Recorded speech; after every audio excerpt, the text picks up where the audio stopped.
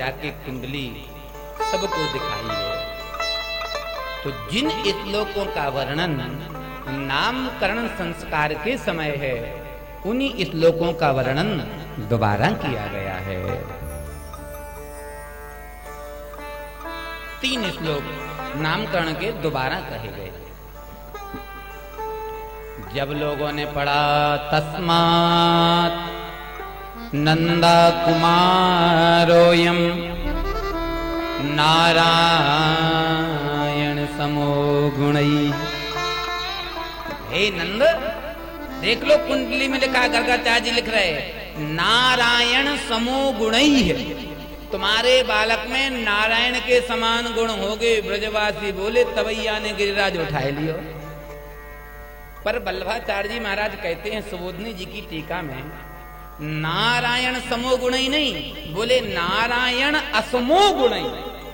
भैया अगर बैकुंठ का नारायण चाहे कि हमारे कन्हैया के गुणों की बराबरी कर ले तो नारायण कर नहीं सकता बैकुंठ का, क्योंकि बैकुंठ के नारायण में जो गुण हैं वही गुण हमारे कन्हैया में है। पर हमारे कन्हैया में 2 गुण ज्यादा हैं बैकुंठनाथ से। कौन कौन से? एक चोरी को, एक झूठ को। अच्छा, नारायण चोरी कर सके का? जी हमारो कन्हैया शोभा देवे। वल्लभाचार्य जी कह रहे हैं, इसलिए टीकाएं पढ़ना चाहिए। नारायण असमो गुण, नारायण कन्हैया के गुणों की बराबरी नहीं कर सकते, कन्हैया कर सकता है। पर इसलिए भैया हमारे यहाँ राम कृष्ण ही प्रधान देवता है।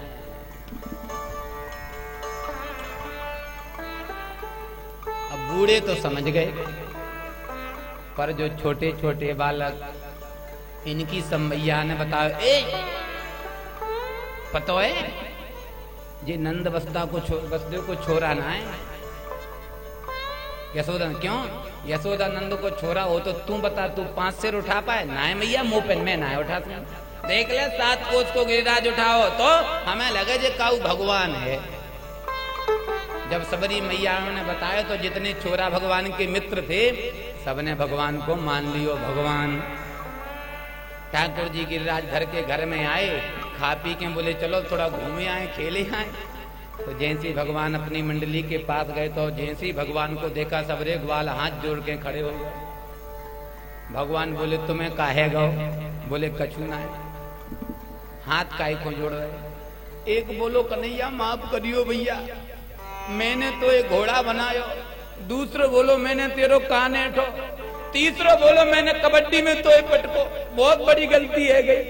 भगवान बोले भाइयों का हमें आज पता चलो कि तू कन्हैया ना है, तू तो भगवान है।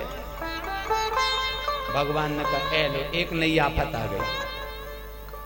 देखो हमारे ब्रज का ठाकुर भगवान नहीं बनना चाहता। क्यों? ठाकुर जी जानते हैं भगवान बने में घाटा है। काहे को? अगर मैं भगवान बन गया तो मैया कहा करेगी, एक अलमारी में मुंह को उठा के बिठा देगी और 4 मिश्री के दाने सुबह, 4 चिरौंजी के दाने शाम को, तेरा तुझको अर्पण क्या लागे मेरा। स्वयं खाएंगे मालपुआ, भगवान को खिलाएंगे चिरौंजी दाने। तो ठाकुर जी ने सोचा हम चिरौंजी दाने वाले नहीं है, फिर बोले हम तो मालपुआ वाले हैं। तो भगवान ने कहा ए किसने कहा कि मैं भगवान हूं?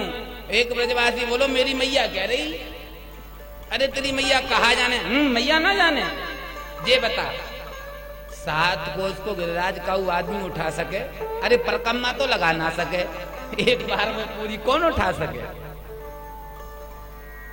भगवान बोले ओ तेरी की इतनी सी बात तो तुमने हमें भगवान मान लो।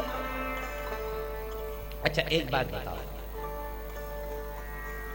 जब मैंने गिरिराज को उठाया तो तुम सब लोग कहां देख रहे थे? मेरी उंगली को देख रहे थे कि नहीं? बोले हाँ सब लोग तेरी उंगली को देख रहे थे। भगवान बोले फिर क्या था? सबकी आंखों से बल निकला, मेरी उंगली में समा गया और मैंने गिरिराज उठा लिया। मधुमंगल बोला तभी तो हम सोच रहे कि आजकल हम कमजोर कमजोर कैसे पड़ रहे। और दाढ़ी के माखन चुरावे, चीज चुरावे, आजकल तू बल को भी चुराने लगा। बाने उठायो डंडा ठाकुर जी को मारने को, भगवान ने दौड़ लगा दी। मधुमंगल बोलो जी भगवान भगवान कछु ना, एक नंबर को चोर है, देख ले भगवान हो तो खड़ो रहे तो।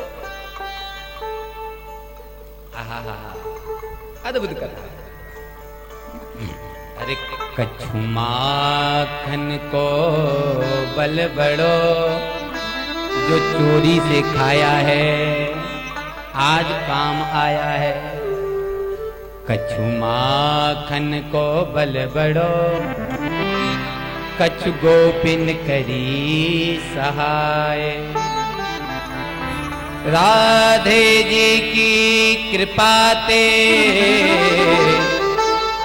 मैंने गिरिवर लियो उठा। ध्यान पूर्वक सुनिएगा, गिरिराज जी किसने उठाया? ठाकुर जी ने? नहीं नहीं, ठाकुर जी ने नहीं उठायो।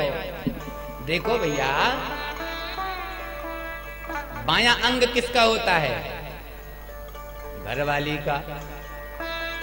तो राधे जी की कृपा ते मैंने गिरिवर लियो उठाए।